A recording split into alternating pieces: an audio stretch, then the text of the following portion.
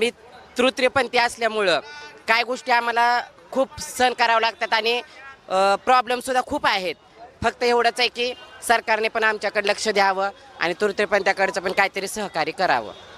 आता इथले जे कोणी लोकप्रतिनिधी येतील, या महानगरपालिकेचा महापौर होईल, त्यांच्याकडे प्रामुख्यानं तृतीयपंथींची मागणी काय असणार? मागणी काय तृतीयपंथीचा आता सध्या मागणी म्हणलं तर काय काय गोष्टीचे जे त्रास होतात, त्रास झाल्यावर मग कोण लक्ष देत नाही. ज्या गोष्टी त्रास झाल्या इतरांकडनं आम्हाला जर त्रास झाला तर काय गोष्टी काय माणसं आम्हाला लक्ष देत नाही त्या. तुम्हाला राहण्यासाठी घर व्यवस्थित उपलब्ध आहे का? त्या संदर्भात काही मागणी असणार आहे का? हो, मागणी तर आहे. प्रत्येक तृतीयपंथीला छोटं का होईना कुठेतरी आसरा भेटायला पाहिजे सगळ्यांना. आता सगळे तृतीयपंथी तुम्ही एकूण किती?